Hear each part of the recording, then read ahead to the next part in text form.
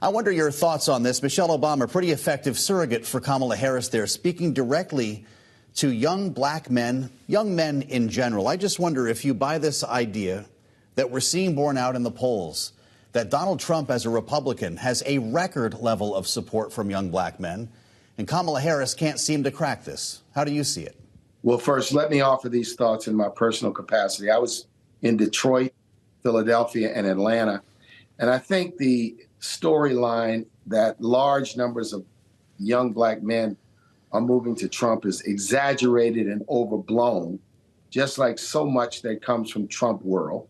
But there is no doubt, in this instance, many black men whose votes are competitive, who are up for grabs. And so Kamala Harris has got to earn those votes by educating people about both her platform, her stance, and her record, and by reminding people that Donald Trump is the man who called for the execution of those 5 young black men who were unfairly accused of a horrible crime in Central Park in 1989. And even after they were exonerated, he refused to back off. So her job is to remind people about Trump, but to educate people about her record and her platform.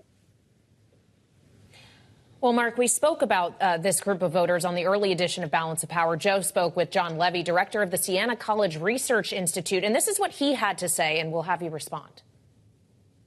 If you look at the black vote, a lot was made early in the campaign about some erosion, most especially amongst young black men away from the Democratic side of the ticket. That seems to have returned. Hispanics, very much in play, a small margin for Harris.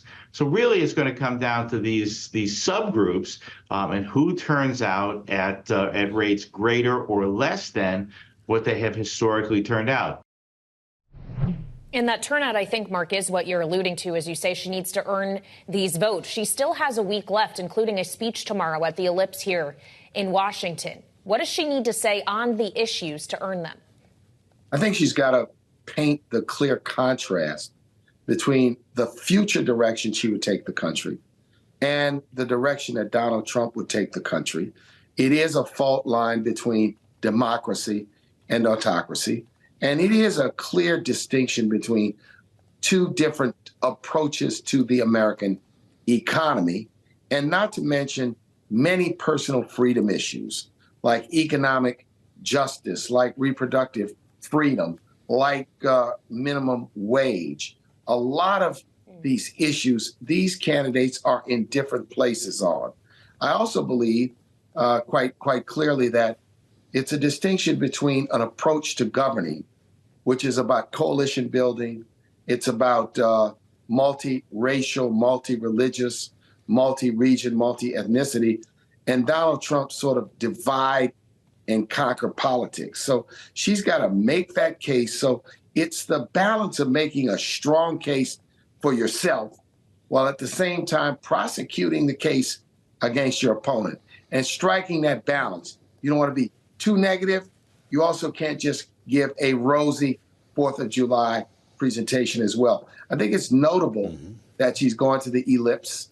She's going to the site of the crime, the site of the coup. I call it an attempted coup, the site of the insurrection, for which Donald Trump is currently being investigated, and for which many people, literally hundreds of people, have been arrested, prosecuted, and many have been jailed because law enforcement officers died that day at the Capitol.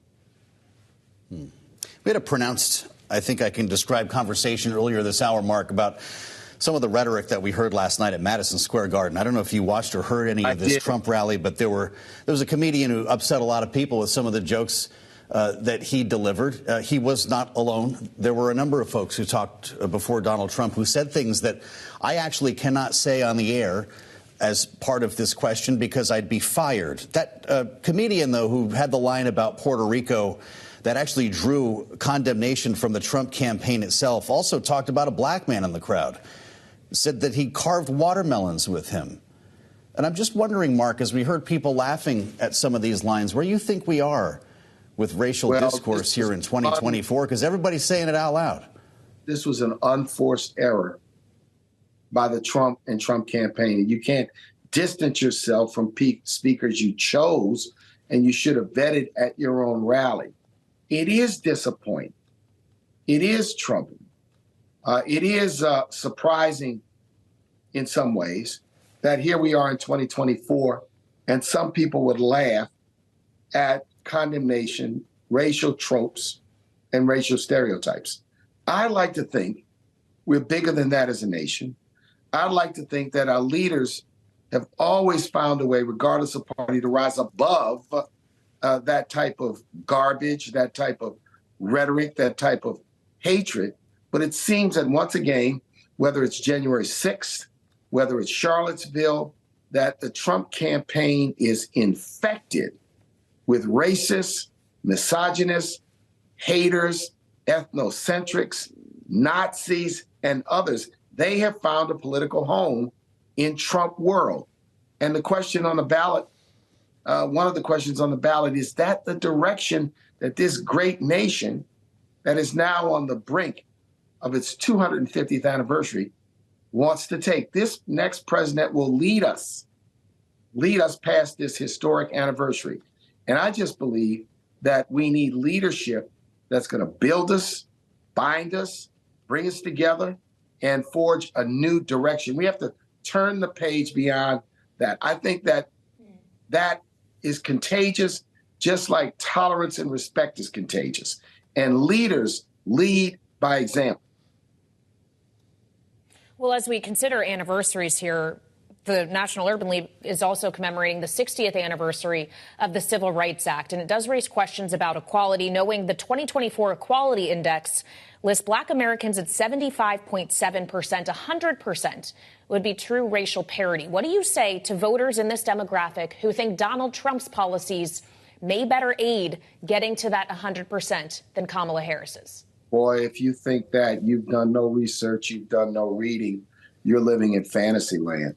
Donald Trump's history as a business person and as president was not to practice any form of inclusion or diversity.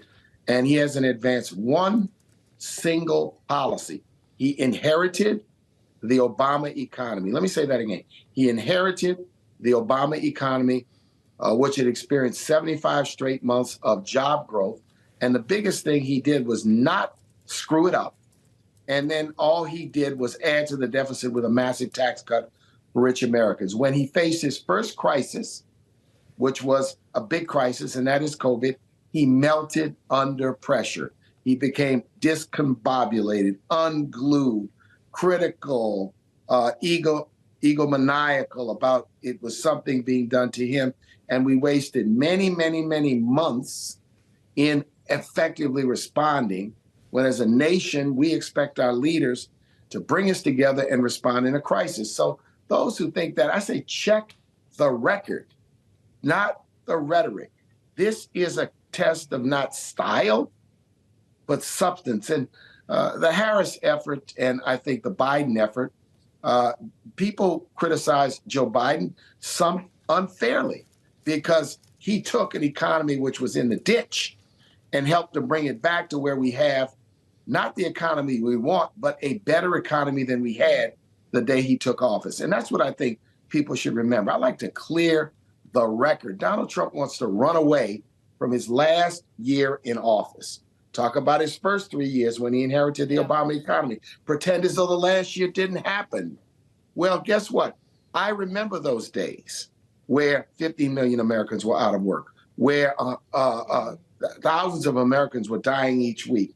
And he fiddled and faddled and told us we should use bleach.